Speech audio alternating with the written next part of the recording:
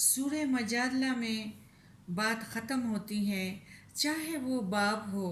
وہ بیٹا ہو، ان کے ساتھ دلی رشتہ نہیں ہے، وہ ختم ہو گئے۔ جو کوئی یہ کرے گا تو ان کا اللہ سے کوئی تعلق نہیں ہے۔ وہ بڑا پھرتا ہو، بڑا محدث، بڑا متقی، بہت بڑا صالح، اللہ کے ہاں کوئی مرتبہ اس شخص کا نہیں ہے۔ سورہ مجادلہ میں آیت نمبر 14 میں ہے، کیا تو نے ان لوگوں کو نہیں دیکھا جنہوں نے اس قوم سے دوستی کی جن پر اللہ غضبناک ہو چکا ہے؟ نہ یہ منافق تمہارے ہی ہیں نہ ان کے ہیں، باوجود علم کے پھر بھی جھوٹ پر قسم کھا رہے ہیں۔ تو یعنی اس کا ہے کہ اللہ تعالیٰ نے ہمیں ان کے ساتھ دوستیاں کرنے سے منع کیا ہے، اور ان کے لیے یہ نہیں ہے کہ ہم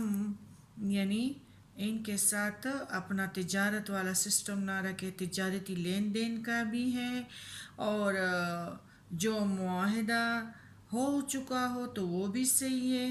لیکن اس طرح جو کافر و مسلمانوں کے دشمن نہ ہوں ان سے حسن سلوک کا معاملہ بھی جائز ہے، اور یہ سارے معاملات ہو دوستی و محبت سے، یہ چیزیں مختلف ہیں۔ یہ اجازت ان مسلمانوں کے لیے ہے جو کسی کافر حکومت میں رہتے ہوں، اور ان کے لیے اگر کسی وقت اظہار دوستی کے بغیر ان کے شر سے بچنا ممکن نہ ہو تو وہ زبان سے ظاہری طور پر دوستی کا اظہار کر سکتے ہیں، لیکن اخلاص نہیں۔ ادھر ہے فَلَيْسَ مِنَ اللَّهِ آیت 28، فَلَيْسَ مِنَ اللَّهِ مِنْ شَيْءٍ إِلَّا أَن تَتَّقُوا مِنْهُمْ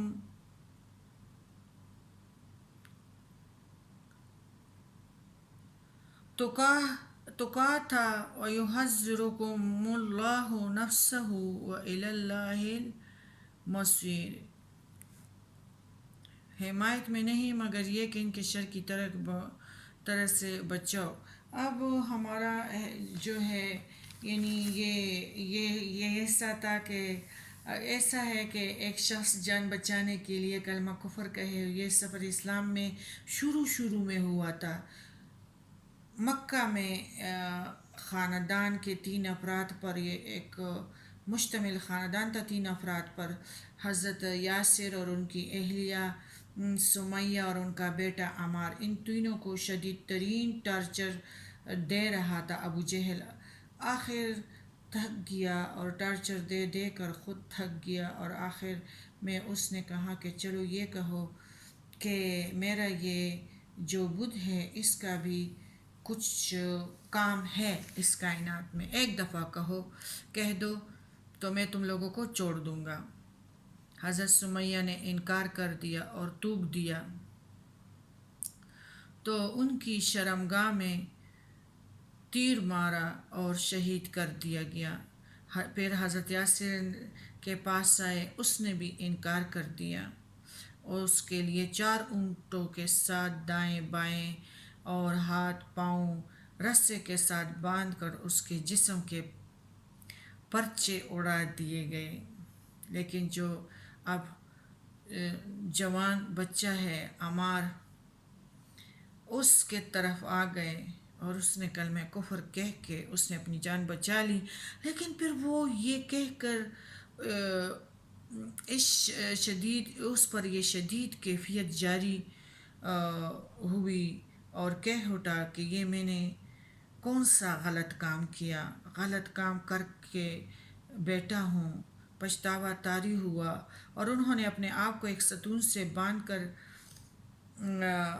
یہ اعلان کر لیا کہ حضور صلی اللہ علیہ وسلم، میں نے اللہ سے معافی مانگتا ہوں اللہ مجھے بخش دے، میں نے توبہ کیا ہے، اور اگر پیارے نبی میرے پاس آ کر اس ستون سے کھولیں گے تو میں پھر اس کو تسلیم کرتا ہوں، ورنہ میں یہاں اپنی جان دے دوں گا۔ ہمارے پیارے نبی کریم صلی اللہ علیہ وآلہ وسلم کو تو پہلے سے غم تھا ان کے والدین کا، وہ بہت پیار کے ساتھ آئے اور آپ صلی اللہ علیہ وآلہ وسلم نے عمارہ کو کھولا۔ ہاں یہ درست ہے، ٹھیک ہے، یہ بھی جائز ہے، جان بچانے کے لیے کلمہ کفر ایسے حالت میں کہنا جائز ہے۔ اب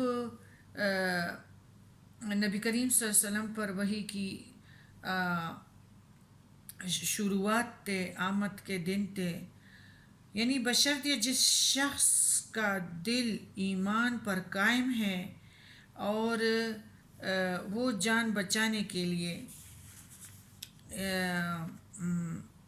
یہ کر سکتا ہے۔ ہمارا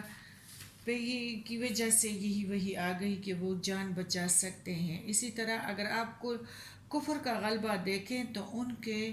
شر سے بچنے کے لیے کر سکتے ہیں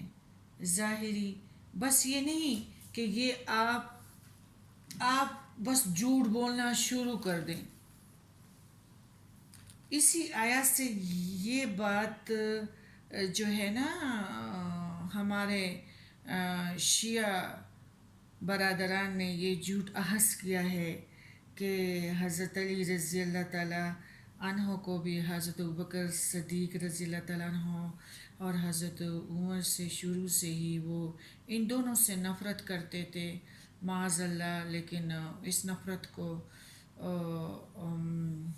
حضرت علی چھپائے رکھا۔ حضرت علی کی یہ تو حضرت علی رضی اللہ تعالیٰ عنہ کی تعریف تو نہیں ہے، ان کی تو بڑی توہین ہے، یعنی اسد اللہ الغالب علی بن طالب، اس کو کیسے ہم یہ تسلیم کریں؟ اللہ خود فرماتے ہیں کہ جس کے دلوں میں کجی ہیں تو ان کو یہی قرآن شفا دینے کے بجائے غلط، اسی قرآن سے شفا کے بجائے غلط غذا مل سکتی ہے۔ اس قرآن مجید سے اللہ اسی کے ذریعے سے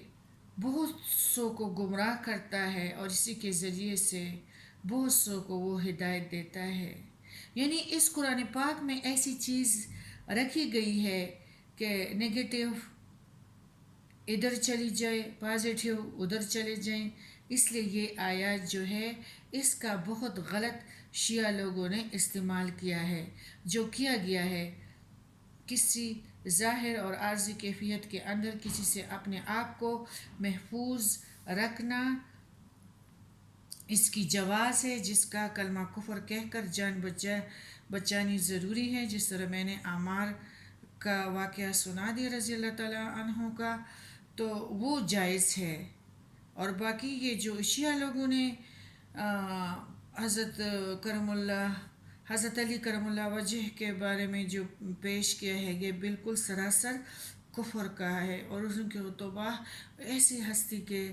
لیے بڑی توہین کی بات ہے۔ پھر ہے یعنی